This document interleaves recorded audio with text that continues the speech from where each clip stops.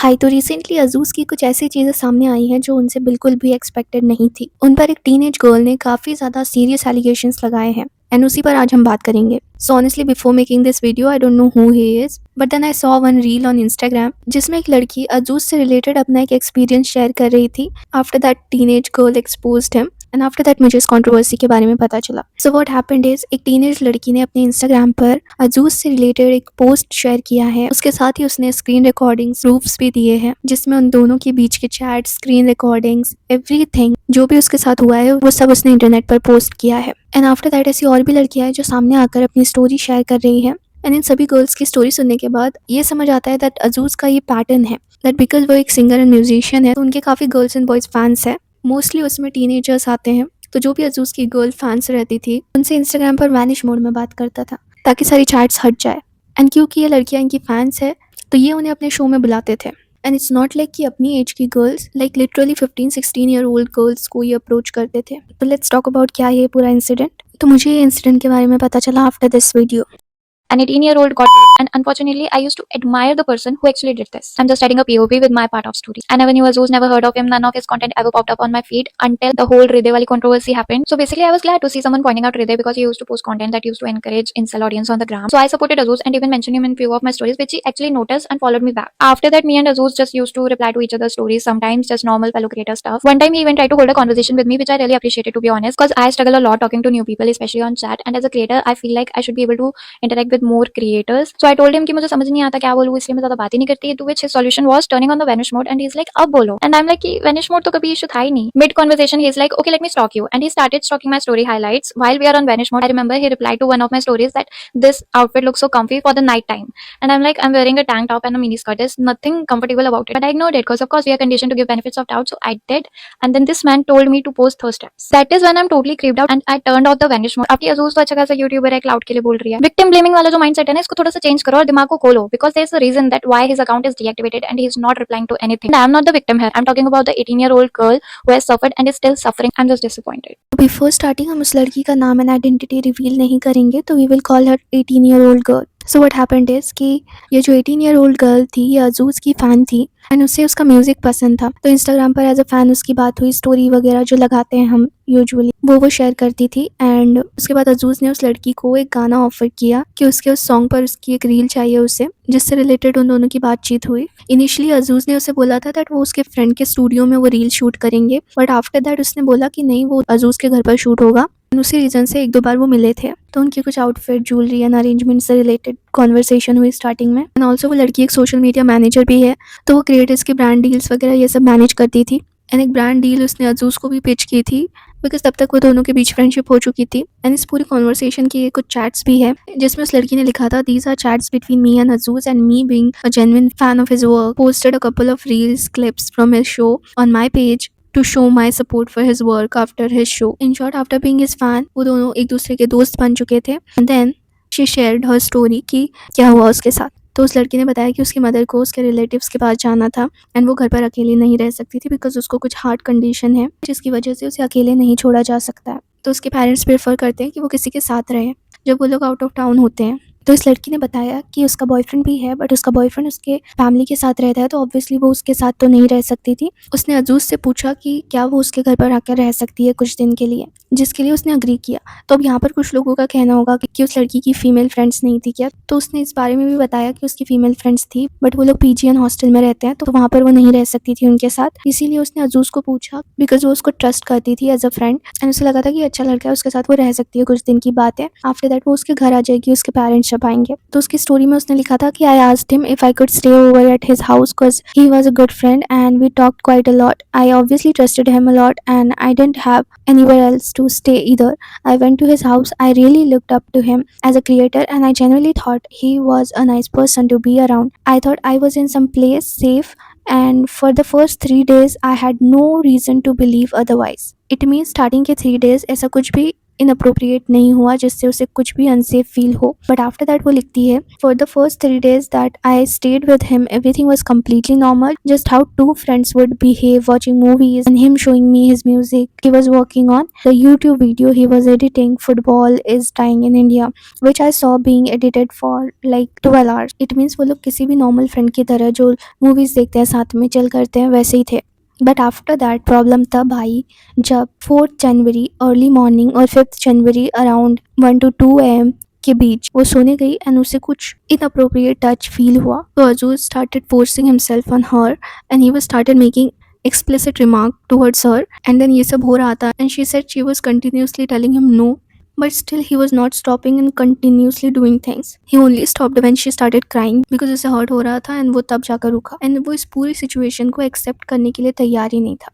वो उसे कंटिन्यूसली बोल रहा था दैट तुम्हारे घर पर जो प्रॉब्लम्स है उसकी वजह से तुम रो रही हो, या वॉट एवर जो भी चीज़ है उसके साथ हो रही है, उसके बॉयफ्रेंड है उसके बीच, उस वजह से रो रही हो, why you are crying this and that. तो इस पूरे इंसिडेंट को उस लड़की ने एक्सप्लेन किया कि on the night of 4 January early morning of the 5th January around 1 to 2 AM we were both asleep. Then out of nowhere he started touching me inappropriately and also started making explicit remark towards me, and then he forcefully had with me. Well said. I kept on telling him no, yet he still continued to keep me, and he only stopped when I started crying because it hurt a lot. That's when he finally stopped and he started asking me what was wrong and asked me why I'm crying as if he didn't know.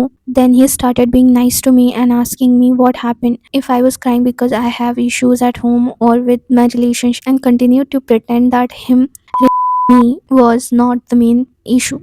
As soon as this happened, I texted my boyfriend about it at around 3 AM that I'll come to see him the next day. Then उसने ये भी बताया कि इसके बाद वो काफ़ी डर गई थी एंड इसीलिए वो अजूज़ के सामने ऐसे प्रिटेंड कर रही थी कि सब नॉर्मल है, बिकॉज उस वक्त कुछ भी हो सकता था। दैट्स वाई उसने वहाँ से निकलना सही समझा, एंड जब वो वहाँ से निकली आफ्टर दैट उसने अपने बॉयफ्रेंड को बताया एंड अजूज़ एंड उसके कॉमन फ्रेंड को बताया। देन उस लड़की का बॉयफ्रेंड एंड अजूज़ एंड उसका जो कॉमन फ्रेंड था वो लोग अजूज़ के घर गए, उनसे कन्फ्रंट किया, तो अजूज़ ने सब कुछ डिनाई कर दिया एंड बोला कि ऐसा कुछ हुआ ही नहीं। बट देन सेम डे उस लड़की के DM में अजूज़ was apologising her and saying sorry, and he told her that he did not want to do that, and काफ़ी बार उसने चैट्स में उसे सॉरी बोला। तो उस लड़की का कहना है कि अगर कुछ ऐसा हुआ ही नहीं है तो उसने सॉरी क्यों बोला। फिर उस लड़की ने बताया कि 6 जनवरी अराउंड 11 AM वो जब उठी तो उसे कुछ हेल्थ इश्यूज देखने मिले जो उसके साथ पहले कभी नहीं हुआ था। At that time she was bleeding while urinating and उसके यूरिन में ब्लड आ रहा था एंड उस एरिया में उसे काफ़ी ज़्यादा बर्न हो रहा था एंड काफ़ी बार तो उसे चक्कर भी आए, एंड उसी वजह से एट द सेम डे वो एक गवर्नमेंट हॉस्पिटल में गई जहाँ पर उसने चेकअप करवाया खुद का। इस पर उस लड़की ने लिखा, later that night around 11 AM I went back to the hospital because it was hurting like hell, I couldn't walk properly, I couldn't breathe properly, and I began to have chest pain as well. When I was in the hospital, I told them I had been sexually assaulted, and that moment I did not want to file case because everything was so overwhelming. I was all alone, and at that point of time I only wanted medical treatment. Then वो लड़की आगे लिखती है, the hospital classified this as an MLC case which they were legally required to inform the police about. An MLC or medico-legal case is case involving injury or situation with legal implication in which it's compulsory for the hospital reported to authorities. मतलब ऐसी situation में जब victim को injuries and काफ़ी serious situation होती है तब उन्हें मोस्टली अथॉरिटीज़ को इन्फॉर्म करना होता है। Then वो आगे लिखती है, the police arrived after 15-20 minutes of the hospital informing them, then continued to harass me for hours up until 3 AM, telling me I should have been more careful, I should have resisted, I should have come to the hospital earlier, etc. I was asked repeatedly for information which I am not obligated to provide, including my parents' phone number and address, even though I am above 18 and I am legally obligated to provide no such details to them. They took my Aadhaar card and refused to give it back to me for hours until they made photocopy of it. Then they recorded my written statement and made me sign it. It means police ने उस लड़की का treatment करवाने की जगह उसी से काफ़ी ज़्यादा सवाल जवाब किए, उसे हरास किया। देन उस लड़की ने ये पूरी सिचुएशन अजूज़ को बताई। देन उस लड़की ने शेयर किया कि I was also told that ultrasound and other test needed to be done on my own later since my parents were out of town and I am only 18. I contacted Azuz to arrange and pay for these tests. He initially agreed and even told my boyfriend that he would pay for it, but I could never go back to the hospital for a follow-up because at around 4 AM he texted me, He was not comfortable anymore doing any of that for me, test, ultrasound, medication, etc. After that, he cut off all communication and blocked my number, my boyfriend's number and WhatsApp, and first restricted my Instagram and then blocked me everywhere. उस लड़की ने अपने call details भी share किए जिसमें उसने multiple times अजूज को call किए एंड कुछ डॉक्यूमेंट्स भी शेयर किए। इवन उस लड़की ने ये भी कहा, I don't want any police legal action. I went to the hospital around 11 PM to get treatment for the immense pain and bleeding that had been happening. I only wanted treatment at that time, but when the hospital called the police, I was constantly harassed by the police for 4 straight hours. I was not being treated for my injuries. I was being harassed at the hospital by the police. They blamed me for it, insulting that I was at fault. Treatment के अलावा सब कुछ हुआ for 4 hours. उस लड़की ने बताया that she was bleeding and dealing with all this situation for the past 10 days, trying to contact him for her treatment, but he ignored her and blocked her. उस लड़की का at the end बस इतना कहना था कि she wanted accountability, कि at least उसके साथ जो हुआ है उसके लिए जो इंसान रिस्पॉन्सिबल है वो उसकी जिम्मेदारी ले एंड चीज़ों को सॉर्ट आउट करे। बट अजूज़ ने ऐसा नहीं किया। उसका कहना था कि अगर अजूज़ उस चीज़ की जिम्मेदारी लेता एंड एक्सेप्ट करता कि चीज़ें उससे हुई है, she said not publicly but at least उसके साथ इन चीज़ों को एक्सेप्ट करता, तो मे बी शायद वो इन सब चीज़ों को सामने लाती भी नहीं। बट उसके साथ गलत हुआ एंड उसने इसके लिए आवाज़ उठाई। A lot of people on Reddit, X, Instagram are asking me why the last part of my statement says I don't want any FIR या पुलिस की जांच या कुछ भी. Let me tell you why. You go to the hospital because you want to get treated. I went to the hospital at 11 PM in the night because I was bleeding. I could not urinate. I had zero bladder control. इसलिए मैं hospital गई रात को 11 बजे. Hospital में first they deny my treatment, they check my IDs, they confiscate my IDs, which is extremely illegal by the way. फिर police को बुलाते, कहते you have to answer the police, आपको स्टेटमेंट देना पड़ेगा, नहीं तो आपको हम ट्रीट नहीं कर सकते. For my treatment I had to give statements. Fine. Again police is yelling at me, harassing me. सुबह से कहा थी तुम, जब ब्लीडिंग सुबह शुरू हुई तो तभी आऊँगी ना आपके पास. आई वेंट दिन में ऑल्सो बिफोर दिस, पर they said if it gets worse come to the ER. So hence मैं रात को 11 बजे आई. They are harassing me, they are telling me अपने पेरेंट्स का नंबर दो, अपना एड्रेस दो. मैंने बोला आप जो ये कर रहे हो that's illegal. I am 18+, I am not obliged to give you any of this. I am clarifying everything right now and इसके बाद और क्लैरिफिकेशन नहीं मिलेगा. I am addressing every single thing here. First of all, Jatin की video में अजूज़ का statement था कि we were drunk, we were not drunk. If I wanted to frame him I could say we were drunk, I could say मैं नशे में थी, उसने मेरा फ़ायदा उठाया when I was not in my senses, but I am not doing any of that because it's not true. Second of all, I did not sleep on his chest. We were on two very opposite ends of the bed and nothing happened.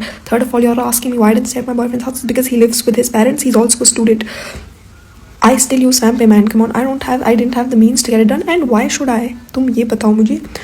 Like I said in my previous story, I gave him opportunity पे opportunity. WhatsApp पे text कर रही हूँ, call कर रही हूँ, Insta पे कर रही हूँ. Even before putting this out, ये Sunday को निकली है. Insta पे Thursday को I have texted him from an email ID on iMessage कि भाई अभी भी मैं डाल रही हूँ, we can still fix this, because all I wanted was accountability. I'm getting this up. अभी होगा, I cannot do anything about it. मुझे करना नहीं था. मेरा सर तब घूमा था when he fucked me everywhere and denied my treatments. तुम करो हॉस्पिटल में, मैं घूमूँ रोज and all I get is what? Blocked. मैं फैम पे चलाती हूँ. Man, I don't have the means to get all this done. My boyfriend is also in college. मैं रोज hospital में जाऊँ, रोज एमरजेंसी में जाऊँ, 4 घंटा हरास हूँ पुलिस से. All for what? ये तो टर्फ पे जा रही है, तो फुटबॉल खेल रही है, तो अपने स्टूडियो जा रहा है, अपनी EP निकालेगा ना जैन में.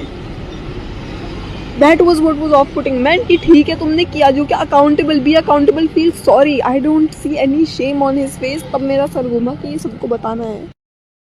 You're asking me why I didn't file an FIR? Because मैं हॉस्पिटल ट्रीटमेंट के लिए गई थी. मैं हॉस्पिटल में हरास हुई थी पुलिस से. पुलिस हॉस्पिटल में आके मुझे हरास करी थी. अगर मैं उनके थाने में होती, उनके एरिया में होती, तो क्या क्या नहीं करते. I did not want to file this. I'm also a student. I'm going to join college this year. I did not want to ruin my life like this. ना मुझे ये बात सोशल मीडिया पे बाहर निकालनी थी. It only happened when सब जगह से he is denying my treatment after doing what he did. None of it was consensual. I didn't want any of it. मैं वॉइस नोट में कह रही हूँ मुझे नहीं करना था. I said no. उसके बाद वो सॉरी कह रहा है. ठीक है, लोग कह रहे हैं कि सॉरी किसी और चीज़ के लिए कह रहा होगा. ठीक है भाई, जब मैंने बोला हॉस्पिटल ले जाओ, फट से हाँ क्यों बोला उसने? तुम बताओ मुझे. Tell me this. Why did he say हाँ ठीक है. ठीक है, अगर दोस्त भी था, मैं दोस्त को बोल रही हूँ भाई दिक्कत हो गई, हॉस्पिटल ले जाओ. पूछेगा तो सही कि भाई क्या बेटी हो गई, क्यों जाना है. फट से हाँ बोला. I know a doctor. Why would you से आई नो अ डॉक्टर? मैं कराता हूँ इंतजाम. पूछ रहे हैं मुझसे स्ट्रीम पे क्यों गई तुम, देख के लग नहीं रहा क्या माता बनाओ स्ट्रीम पे बैठ के रो उसका नाम सुनते. Come on man, get a life. Apart from that, you are asking me why I went, because तब मेरा कुछ नहीं था कि तब I was in contact with them. तब मेरा चल रहा था कि हो जाएगा ट्रीटमेंट एंड मुझे नहीं कराना था फाइल, ना मुझे ऑनलाइन डालना था. तो I will continue with my life as I can normally. But now, अब जो after disrespecting me, after denying me my treatment so many fucking times, मैंने मौके पे मौका दिया, बाहर निकालने से पहले भी मौका दिया. भाई अभी भी we can fix this. I want like anyone, I want the सामने वाला पर्सन टू फील सॉरी.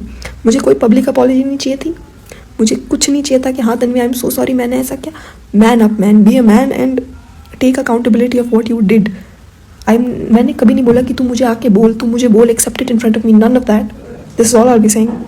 इसके साथ ही अजूज़ के ये कुछ और भी चैट सामने आए जो उसने अलग अलग गर्ल्स के साथ किए थे. तो उस लड़की ने लिखा है, I made this account to post about this, I don't use Instagram, this is burner account just to post about the अजूज़ controversy. Read caption. I was a crazy fan of his, connected through one of his lives, talked about rapping, ended up me being added to his snap. I was a minor 16-year-old. He initiated flirty conversations, started replying on my stories, asking if that a seductive look I'm making. I was minor and he asked me to mourn his name. I didn't know any better, though I didn't end up mourning his name. We stayed a bit and then I ended up blocking him. I'm not saying it's solely his fault. I also did play my part, but I wasn't the one who initiated those conversations. I didn't start it, he did. He's a predator. That's it. ये थी पूरी controversy. इस पर आपके क्या opinion है उसे comments में ज़रूर बताना. एंड अगर आपको वीडियो अच्छा लगा हो तो इसे लाइक कीजिए, शेयर कीजिए, चैनल को सब्सक्राइब कीजिए. I will see you in the next video. Bye.